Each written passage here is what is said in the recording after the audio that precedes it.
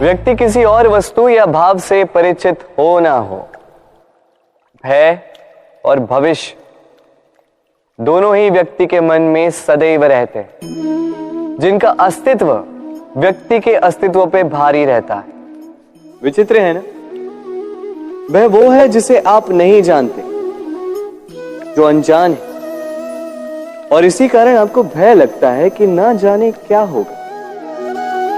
भविष्य वो है जो अब तक घटा ही नहीं, तो जो घटा ही नहीं उसके विषय में चिंता क्यों?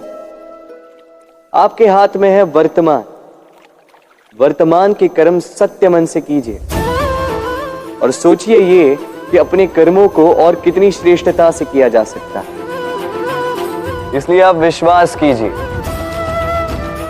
यदि वर्तमान के कर्मों को आप सत्य मन से करोगे तो भय स्वयं ही निकल जाएगा और भविष्य का फल अवश्य ही मीठा होगा।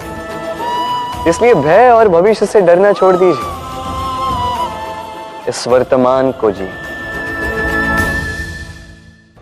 जीवन में हम कई लोगों से मिलते हैं। आप भी ऐसे कई लोगों से मिले होंगे जिन्होंने स्वयं को असफल मान लिया, निराश हो चुके, जिन्होंने ये स्वीकार कर लिया है कि इस जीवन में उनसे कोई कार्य हो ही नहीं पाएगा, वो कुछ कर ही नहीं सकते, किसी कार्य के वो योग्य ही नहीं। किंतु ऐसा नहीं, इस संसार में ऐसा कुछ भी नहीं है जो योग्य नहीं है।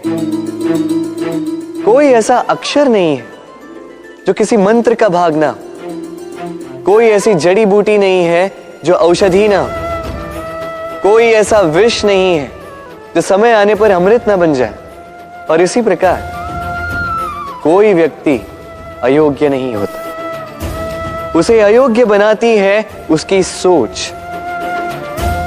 इसलिए स्वयं को जानो, जान जाओगे कि आप क्या हो।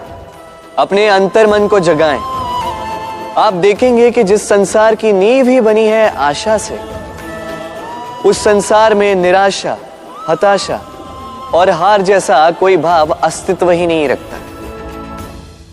इतना सुंदर पुस्तक है, सुंदर आवरण है, सजाए हुए पृष्ठ है,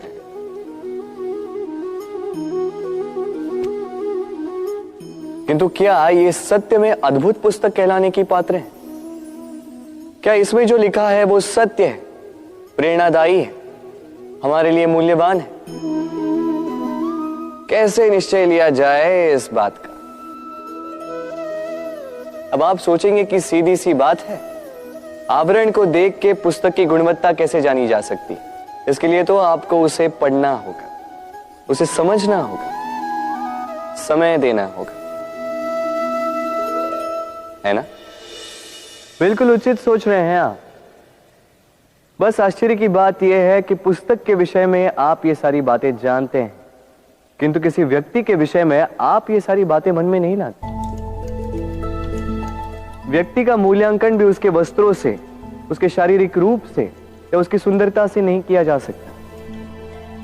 उसके लिए आपको उस व्यक्ति को पढ़ना होगा, उसे समझना होगा, उसे समय देना होगा।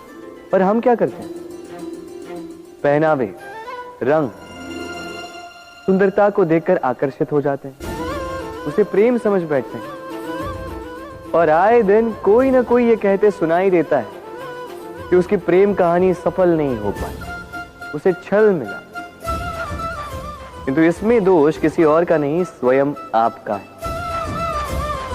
आपने उस व्यक्ति को समय नहीं दिया, आपने उस व्यक्ति के विचार नहीं परखे। प्रेम 2 क्षण में बनने वाला पकवान नहीं है, इसका स्वाद चखने के लिए आपको जीवन भर का समय देना पड़ेगा। तो समय दीजिए, एक दूसरे के रूप से नहीं, आत्मा से जुड़ी, निश्चित ही मन प्रसन्नता से कह उठेगा,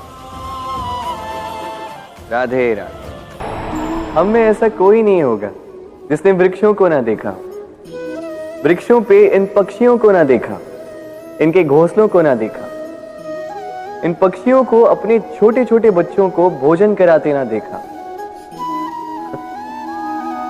संसार का सबसे ममत्व वाला दृश्य होता है।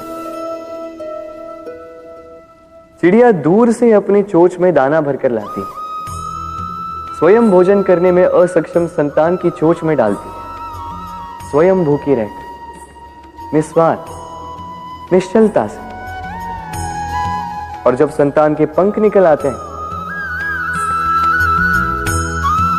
वो उसे उड़ना सिखाती और उसके पश्चात उसे स्वतंत्र कर देती है अपना जीवन जीने के लिए। इस आकाश में उड़ान भरने के लिए। और हम मनुष्य क्या करते हैं?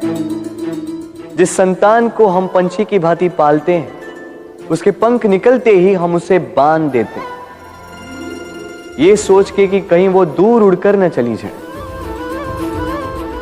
ऐसा नहीं कि इस स्थिति में माता पिता को संतान से प्रेम नहीं है, अवश्य है, किंतु इसमें प्रेम पर मोह भारी पड़ जाता है, जो स्वयं अपने और संतान के भविष्य के बीच में बाधा बन जाता है। हम ये भूल जाते हैं कि हम केवल जन्मदाता है, भाग्य विधाता नहीं। तो जब प्रेम में मोह आ जाए तो वो प्रेम नहीं, स्वार्थ बन जाता है। इसलिए प्रेम को पास रखिए और मोह को दूर, क्योंकि जिससे प्रेम करते हैं उसका विकास नहीं रोका करते। प्रेम संसार का सबसे पवित्र बंधन है, पर सच पूछो तो ये बंधन से मुक्ति है, स्वतंत्रता है।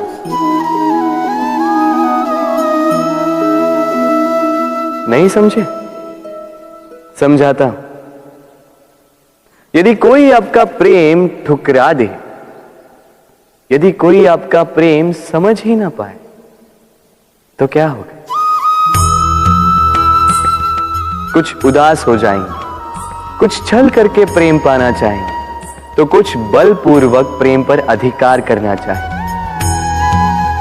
किंतु यह आवश्यक नहीं कि जिससे आप प्रेम करते हो उसे भी आपसे प्रेम है, क्योंकि प्रेम कोई वस्तु नहीं है, न राज्य है, न धन जिसे आप बल से अपने वश में कर सको। प्रेम वो शक्ति है जो आपके लिए हर बंधन तोड़ सकती है, किंतु स्वयं किसी बंधन में नहीं फंसती। तो जिससे भी आप प्रेम करते हो उसे स्वतंत्र छोड़ दीजिए, क्योंकि स्वतंत्रता ही वो भाव है जो जीव को सबसे अधिक प्रिय है। प्रेम सच्चा होगा तो उसे अवश्य समझ में आए। तब तक के लिए निस्वार्थ भाव से प्रेम कीजिए,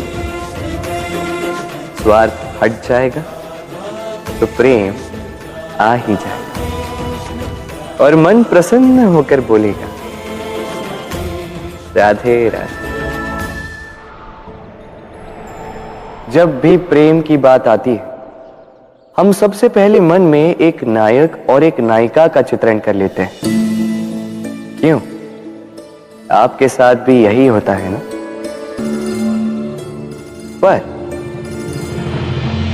क्या प्रेम केवल नायक नायिका के आकर्षण का बंधन है? नहीं, प्रेम तो परिवार से हो सकता है, माता पिता भाई बहन से हो सकता है, सखा मित्रों से हो सकता है, देश और जन्मभूमि के लिए हो सकता है, मानवता के लिए हो सकता है, किसी कला के लिए हो सकता है, इस प्रकृति के लिए हो सकता है। पर प्रेम कभी उस पन्ने पर लिखा ही नहीं जा सकता जिस पर पहले ही बहुत कुछ लिखा हो। जैसे एक भरी मटकी में और पानी आ ही नहीं सकता। यदि प्रेम को पाना है तो मन को खाली करना होगा, अपनी इच्छाएं, अपना सुख सब त्याग कर समर्पण करना होगा। अपने मन से व्यापार हटा दो, तभी प्यार मिलेगा और मन प्रसन्न होकर बोलेगा, राधे राधे।